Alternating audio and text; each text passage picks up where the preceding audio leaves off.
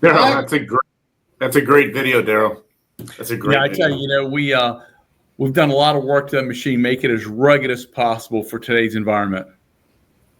It reminds me, I don't know how far back you go in the industry, but I remember my dad was a Windsor rep, and when the sensor first came out, they used to stand on them, jump on them, do all that kind of stuff, throw them down, and that reminds me of that same kind of deal. Shows how rugged it is. Right. Hopefully, it can last as long as the sensor. I've been doing it for 34 years myself, 35 years now, I guess, and jumped on a lot of vacuum cleaners for sure. There you go. In fact, I saw from the show, from the ISSA show, somebody jumping on something or standing on top of something. I was throwing a vacuum in the air and letting it hit the ground and watching brushes pop off and put it back together like a Lego toy and watch it run again. Yeah, I can just imagine everybody that started watching this podcast this afternoon is going to go, okay, so the first thing we're going to do when we go to the showcases is we're going to start just throwing the machines around. So, hey, I mean, that's a new thing for a show. Just come to the show and throw our equipment around.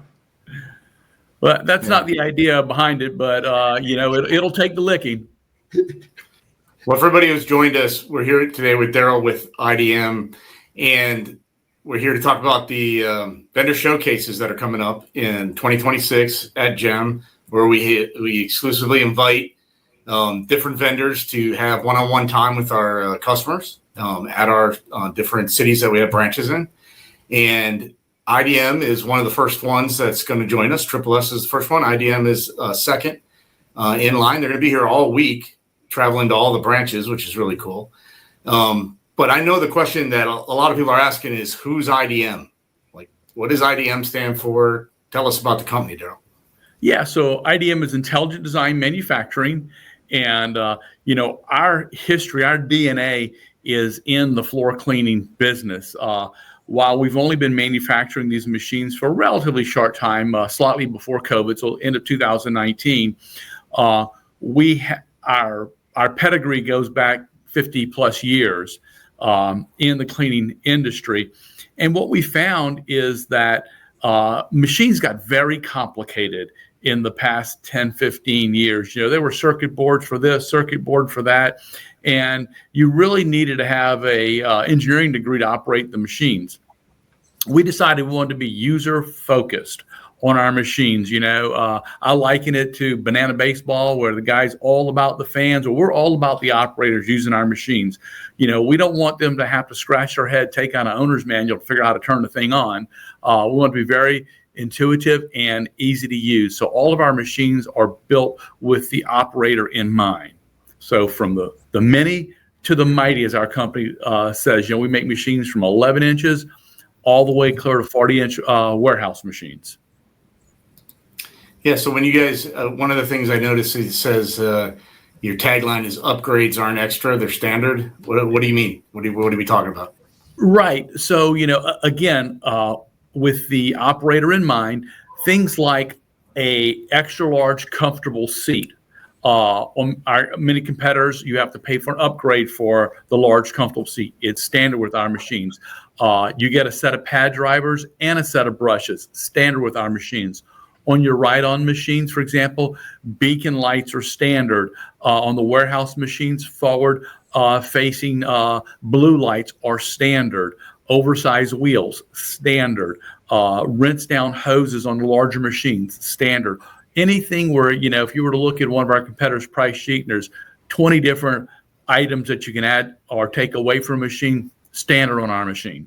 So you say there's no options? There's no options to buy? There's one option. It's first class. Can we get it in a different color, please? Any color you want, as long as it's blue and gray. So the machine that was falling down the stairs, or was pushed down the stairs probably, was the X Scrub Mini, right? Correct. So tell us, it's won a couple of awards. Tell us about the awards it's won. Yeah, so we've won awards from two major publications. One is an award given by the end users, people actually using the machines, custodians, maintenance workers, so forth. And the other is a distribution award from distributors who have sold the product and recognize that this is a great profit center for them. So not only did we check the box of being operator focused, but the distributors who have really bought into our product and sold it have realized this is a nice product for them to sell as well. So Jem's got a pretty diverse customer base, a lot of K through 12, a little bit building service contractors, hospitality. How does it fit in for them? So, I like to say, if there's a toilet in the facility, they need one of our machines, and that speaks from the Mini to Mighty program. So when I look at the Extra Mini, we'll start there, maintaining restrooms is one of the most frustrating things for any business, whether it be a small mom pop restaurant that, one of the servers or the owner at the end of the day goes in and, does a courtesy mopping of the place, or a school district where you've got a custodian that's cleaning 10 restrooms in a school with a mop and not really getting it clean because they're spreading the dirty water, spreading the urine around.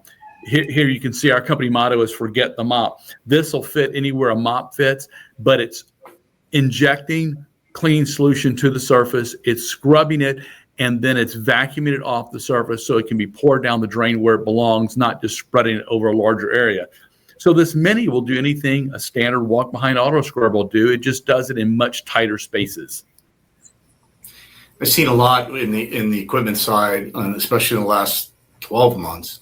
A lot of delayed shipping, a lot of unexpected pricing issues. How are you guys faring through that kind of stuff? So we have no back orders.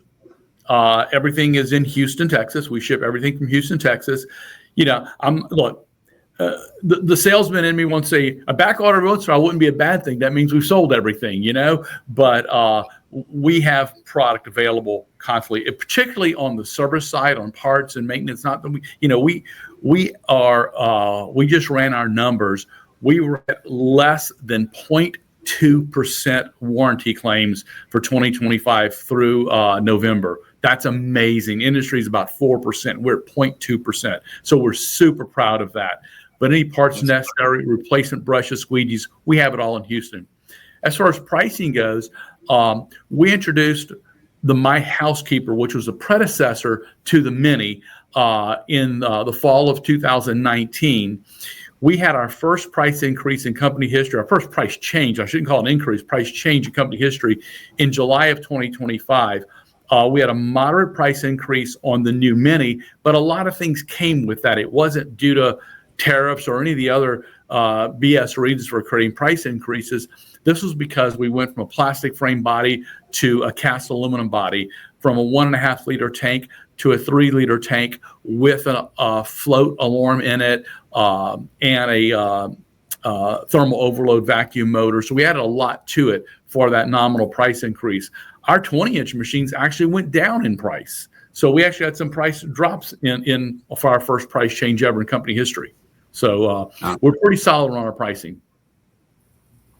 So I saw an email about Mannington Floors and that you guys became their official vendor partner. Correct. So what does that mean for Jem's customers who have a Mannington floor?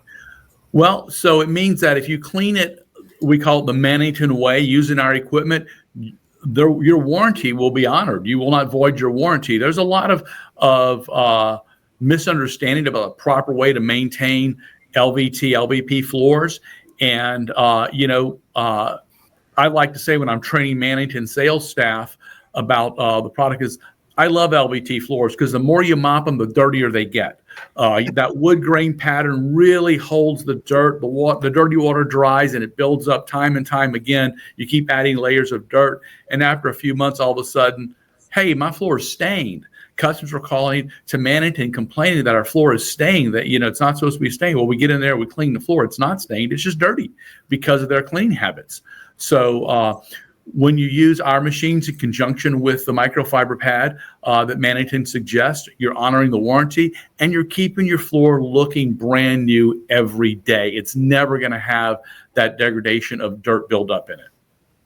I think that's one of the misconceptions people have with LV products is that it's supposed to be maintenance free. Well, I always tell them maintenance free means you're not using the building.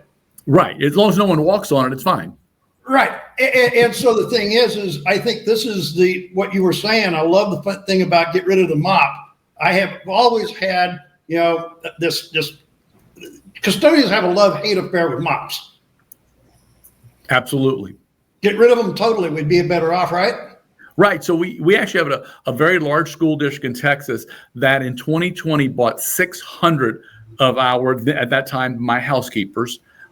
They took the mop out of the schools. Custodians are not allowed to have a mop. They actually have one mop and bucket per school, and on the side of it, it's stenciled vomit only. Other than that, if they need a mop, they're to grab their My Housekeeper, or in this case, the X-Scrub Mini. And that's what they've been using. They've successfully had this thing for over 5 years now. They love it. And it was December of 2024. They bought their first set of replacement brushes. They love this equipment and they're having phenomenal success with it. And it's a testament to the durability of the equipment because it's been in a school system now for 5 years with very minimal problems. Hey, Daryl, I don't know. I may have been, I was controlling some buttons here and stuff and may not have been listening with the right ear. Are these U.S. made? They are not. They're U.S. designed. We do manufacture abroad. Okay. So if you want to see that 600 units they bought, is that what it was? And they've had them for 5 years and they just replaced the brushes. Correct. That's incredible. So if you want to see equipment like this, then you come by the Clearwater store, January 26th, all the way through Lakeland's on the 27th, Orlando's on the 28th, Ocala on the 29th, and Jacksonville on the 30th. IDM will be there. They'll have the whole full array of equipment. We'll have everything there that you need to see, and you can see the little Mini in action and see this machine that can last 5 years and have brushes. And we'll also have the Mighty there as well. Brock's gonna be there. He's gonna be doing a couple of classes on tile and grout restoration, as well as LVP maintenance. So there'll be the class headlines he'll be talking about, but he'll have a wide array of equipment. Great. Yeah, and it's from 9 to 2. We'll have the class at 9 a.m. that Brock's going to run, and along with Dave, and then we'll have time in the showroom to go over pieces of equipment and have some lunch. And if somebody's watching this and they need to see something at their facility, we also have time to do that week too. So feel free to reach out and we'll make that arrangement. Absolutely. We love doing demos in on-site facilities. You'd asked earlier, I kind of only addressed one issue on the as far as your wide array of customers. We talk about restrooms, but truly we have something for convention centers, airports, large schools, small schools, churches, and anything in between. I just kind of want to point out something to the folks that are listening to this podcast. Most of your distributor shows are where there's all kinds of vendors in there. There's like 20 or 30 vendors. We've got a whole bunch of them. I just want to let you guys know as you're watching this before we end here that this is going to be quite something different. For the first time ever, we're actually doing this. Don't know if you know this, Daryl, but you guys are going to be the only ones in the building that day. We're pretty excited about that. Yeah, we're pretty excited about that. Now, that also carries with it a burden. You got to perform, man. We're prepared and confident. Okay, so everybody wants you to know that, while there's going to be the educational stuff. Now, wait a minute. Registration from 8 to 9 o'clock sharp. As you said, he's going to be talking about all this equipment in the classroom.